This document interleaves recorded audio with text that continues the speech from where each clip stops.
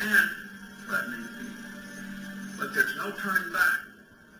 Large multinationals, such as the Gap and Levi Strauss, discussed the lack of a roadmap when they first shifted production overseas. As recently as 2005, there were no guiding principles for companies to follow. Corporate social responsibility, wisdom, window dressing, or just good business. These are a couple of recent article titles on this subject. In the larger context of today's global business environment, CSR has become a hot and sometimes controversial topic. While not a new topic, a new approach, embedding CSR into their core business strategies, is being taken by many multinational brands today. In the article Just Good Business that appeared in The Economist on January 17, 2008, the survey was conducted by the Economist Intelligence Unit, a sister company to The Economist. The column labeled 3 years ago refers to 2005. High and very high interest was just above 30%. 2008, the year of the article, this figure had risen to around 55%, a dramatic increase. 3 years hence is the expectation for 2011, which projects interest in CSR reaching almost 70%. This graph clearly shows a rise in interest for corporate social responsibility with global executives and their priorities. The Nobel laureate Milton Friedman was a noted and controversial economist who taught at the University of Chicago in the 20th century. The basis for Friedman's theories may be traced back to the Scottish moral philosopher Adam Smith. While the business world of the 21st century would have been unfathomable in Smith's era of 1776, Smith nonetheless laid the groundwork for future economists like Milton Friedman. Smith espoused that in a competitive market environment, and I quote him here, "Every individual neither intends to promote the public interest nor knows how much he is promoting it. He intends only his own security, his own gain." Today we might use the word greed to describe an individual operating under these premises. Now let us jump forward 2 centuries to free market capitalism. Milton Friedman argued that if an executive acted responsibly, then he automatically would cause the shareholders to lose. He saw greed as a positive. In his words, "Well, first of all, tell me, is there some society you know of that doesn't run on greed? You think Russia doesn't run on greed? You think China doesn't run on greed? What is greed?" It should be noted that Friedman died in 2006, prior to the financial crisis that began in 2007, and was fueled by greed. Another irony in Friedman's argument, as well as his followers, is that companies today who have strong CSR policies integrated in their core business model are outperforming their competitors. This will be authenticated later in this presentation. One of Friedman's followers is Professor Anil Karnani, Professor of Strategic Management at the University of Michigan Stephen M. Ross School of Business. Karnani's article, "The Case Against Corporate Social Responsibility," appeared in the Wall Street Journal on August 23, 2010. He states, CSR is not only an illusion, but a potentially dangerous one. Karnani continues, executives are unlikely to act voluntarily in the public interest and against shareholder interests.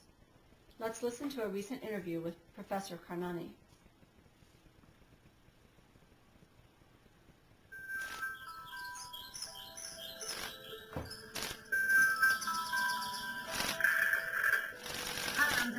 With Jasmine here at the ICCR conference. I'm here with Professor Anil Karnani, who's most recently known, most famously known, I should say, for writing a controversial article in the Wall Street Journal.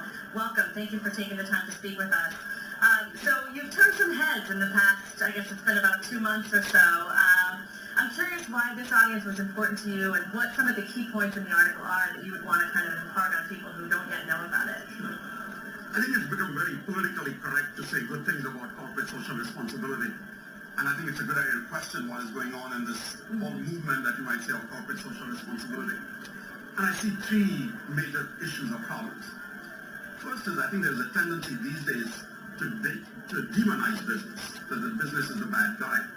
And I think the business world needs to stand up for itself and say that capitalism is a good thing, profits are a good thing, and business serves a purpose in society, creates prosperity, jobs, pays taxes. And the tone of CSR is to apologize for business, and I think this is the problem. That's the first issue. The second issue is that there are many instances where the interests of a company and the interests of society are in conflict. Now, when they're in conflict, CSR is not going to solve the problem. This is what economists call market failure or externalities such as pollution. I think in those instances, we need the government to play a strong role, and the CSR movement is actually undermining strong regulation in those situations. And the third issue is that CSR movement, especially nowadays, is very fond of saying that actions that are socially responsible are also simultaneously profit maximizing. This is enlightened self-interest for the company. Well, in that case, my view is this is just good management, and why are we putting a new label called social responsibility on it? Companies should do things that are in the interest of shareholders, and in the process they'll create value for society, and this is good all around. This is why we have capitalism. For a counter viewpoint, we turn to Professor Chip Pitts, lecturer in law at Stanford Law School. He has also taught at Oxford University and Southern Methodist University Law School. According to Professor Pitts, for ethical globalization, business needs to be part of the solution. He will continue with the discussion on business's role in protecting human rights. Treaties came into place, the International Covenant on Civil and Political Rights and the International Covenant on Economic, Social, and Cultural Rights. And these were stymied for a while because of the Cold War. But what ended up happening is that after the Cold War, especially space opened up to consider them in integrated fashion. And so the UN norms say that within their sphere of activity and influence, not to stand in the shoes of government, but within their sphere of activity and influence, companies do have human rights obligations. And that obligation is simple. Number one, to do no harm, not to be a direct violator, not to be complicit in violations, and simultaneously to do what good you can. Now, the latter is, of course, harder because, it's the job of governments, especially, to provide. So, without a more ethical globalization, there's not going to be, a sustainable, effective form of capitalism. So there really is a strong business case, even at the macro level, I would argue, for making sure that business is not part of the problem, but part of the solution. After Dr. Karnani's article, Fenton, an organization whose mission is to serve the public interest by creating powerful issue campaigns, invited business leaders and CSR experts for a webinar and a debate.